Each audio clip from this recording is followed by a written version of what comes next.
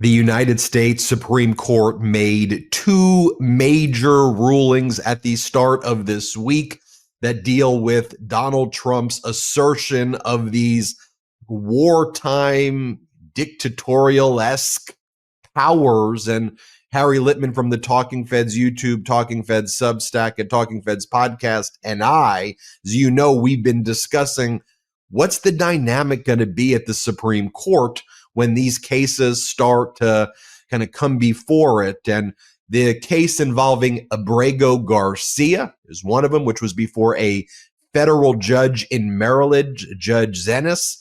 This involved Abrego Garcia, Maryland man. There was a protection order issued by an immigration judge during the first Trump administration, 2019. The order from 2019 was clear. This individual, Abrego Garcia, was to check in with ICE, but to never be sent to El Salvador. It was crystal clear what was said. The Trump regime kidnapped Abrego Garcia, I don't know how else to say it, sent him to El Salvador, put him in the concentration camp in El Salvador.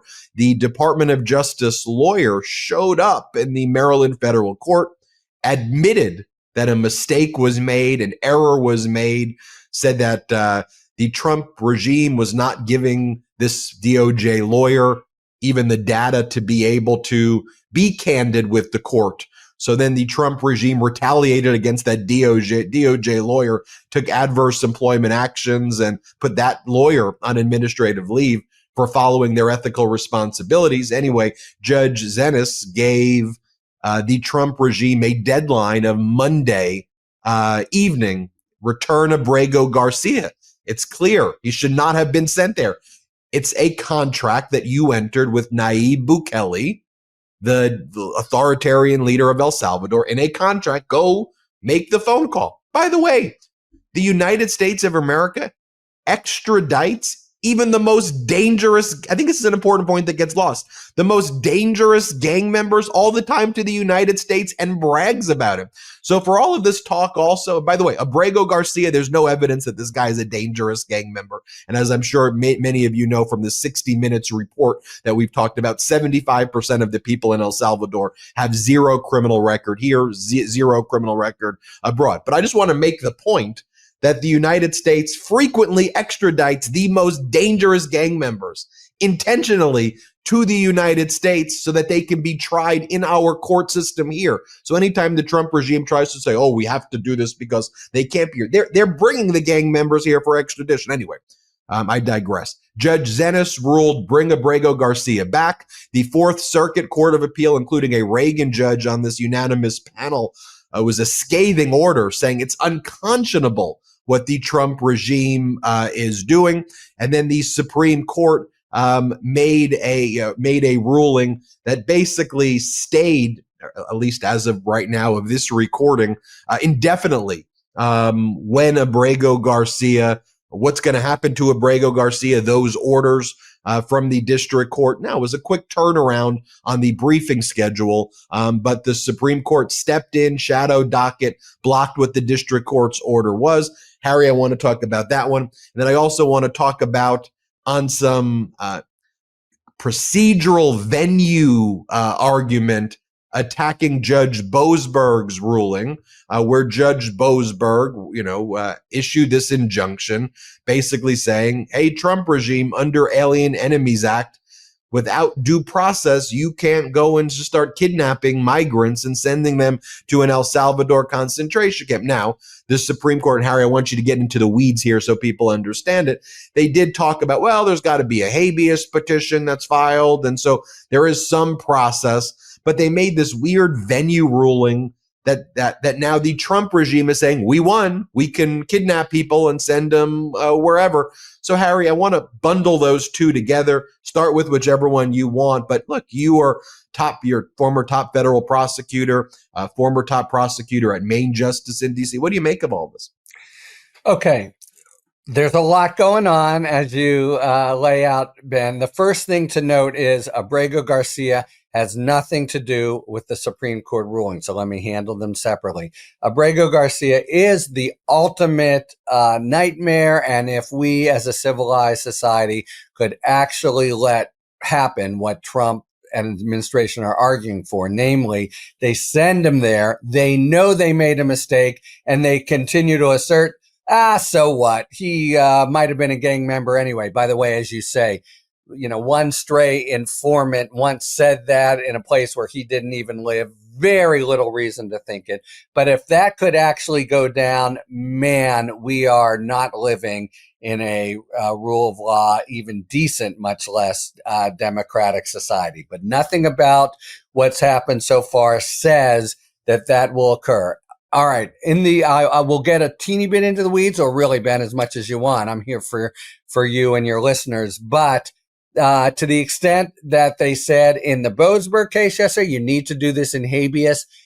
Abrego Garcia has done it in habeas. So one of the claims before Judge Zinnes is in habeas, as well as the Fifth Amendment claim, the APA claim, the claims that the dissenters in the Supreme Court were saying are perfectly good. You don't need to have a habeas, which is the same thing that the DC Circuit said. But back to Abrego Garcia. He's got the habeas. Now, you're right. For the second time yesterday, the Supreme Court parachutes in, and it looks like in the headlines, they give Trump administration a major win. And in a sense, they saved their bacon because there were only a few hours left until he had to be back, as according to the ruling by Judge Zinnes. And I'm here to bet that they hadn't done squat to make it happen. They were playing chicken and rolling the dice on Supreme Court. But this is the more important point. All Roberts has done here, and we've seen this now in different situations, depending where a case comes up from. He's gotten the request for emergency relief from the United States, and he's imposed on his own an administrative stay simply to permit the court to, in very quick fashion, get the papers and make a determination. If they get them and they make the determination, oh, well, yeah, we completely screwed him, a screw up, as that conservative Reagan judge put it, but nothing to be done now, then that's woeful, and we are a giant step down the road to unchecked authoritarian power.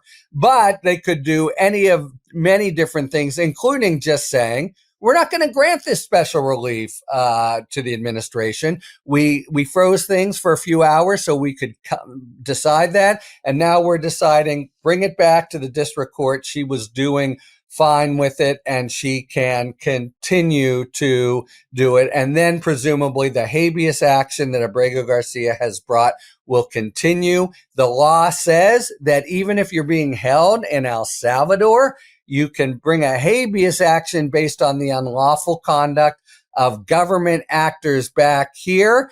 And Zinnes can issue an order. Yes, she can't say, but this is a straw man on the administration's part. She can't say, I hereby command you that he will be here by such and such a time. All that can happen, because they screwed up and he's now in El Salvador, is they do everything they can to effectuate it. We could have in the near future a kind of back and forth, as has been in Boasberg's court, where they show up and said, sorry. And she would then say, what do you mean, sorry? Who did this? What did they do? What did they offer? I'm not satisfied yet. So even though the order can't say, bring him back, because he's now in El Salvador, she can hold their feet to the fire. My best guess is the Supreme Court will give her the opportunity to do just that. And if they don't, then you and I will be back in a special edition, really lamenting. But he's still got process, and nothing about the Boasberg case changes that. All right. Now the Boasberg case, or jump in if I've been talking too long and you want to frame it. What happened there? Boasberg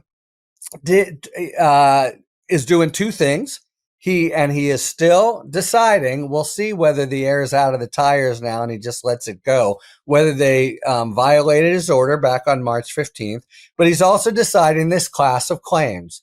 and they do not include habeas corpus. They originally did, and the plaintiffs dropped those claims after Boasberg got out of the box with the other ones that seemed to be violated. So the ACLU is pronouncing themselves fairly sanguine about it all, because the most important thing, there were features of the opinion that I thought were bad, and I'll get to them in a moment. But the most important thing is 9 members of the court, from Alito to Jackson, all say you get some review, notice, and opportunity to be heard in habeas corpus. They insist it be habeas corpus for me, unpersuasive reasons, but that's pivotal here. That's why they're able to say the government's probably going to win, and therefore we grant this, we dissolve the TRO. You get review not just to say, I'm not that guy, I've never been in the gang. And as you say, a great number of people, including Abrego Garcia, haven't broken any laws here. We know at least that much. But also, and very importantly, to say that the administration is trying to apply this statute to me. It's a war statute that says at a minimum, there's got to be a predatory incursion by a foreign country. And what we have is a ragtag group at most of a few hundred gang members in the United States. That's not a predatory incursion by a foreign country. They are entitled to have a court decide that in habeas. That's the big news. The other points that they, reverse Boasberg, who's been really doing such heavy lifting at all, that they use their emergency docket once again, and Sotomayor and Jackson really take him to task. Come on, guys, we didn't need to do this. That their opinion is sterile and gives no sort of flavor of the really existential issue for a rule of law that it presents. Those things I think are unsettling. But let's just lead with the good news, which is there will be judicial review going forward, and the administration will have to give notice and opportunity to be heard if they win, and this does give them the green light to recommence these capers and deportations. So what about the people down there? Abrego Garcia is, I think, the paradigm. You can bring a claim, probably in D.C., for someone being held extraterritorially based on the alleged unlawful conduct of the U.S. So even as to them, which the administration tried to get away with, it's not the ultimate Kafkaesque nightmare that they're just down there in this hellhole from which no one's ever left with no possible review whatsoever. That's why it's helpful to get your analysis, Harry. I mean, the headlines and a lot of the analysis that's been out there, have Trump wins. Not exactly. Yeah. Although it is a horrifying situation in the sense of for migrants, it's not like they have constitutional lawyers on their Rolodex. I would say iPhones, but I'm not sure if anybody after 105% tariffs are going to have iPhones or any types of phones anymore in the Trump economy.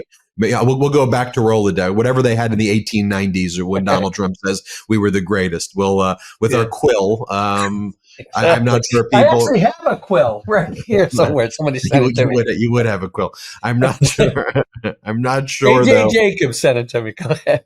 I'm not sure the migrants have lawyers on their on their Rolodex. So who do you call in a situation? ICE detains you. There's a short window. What does that look like?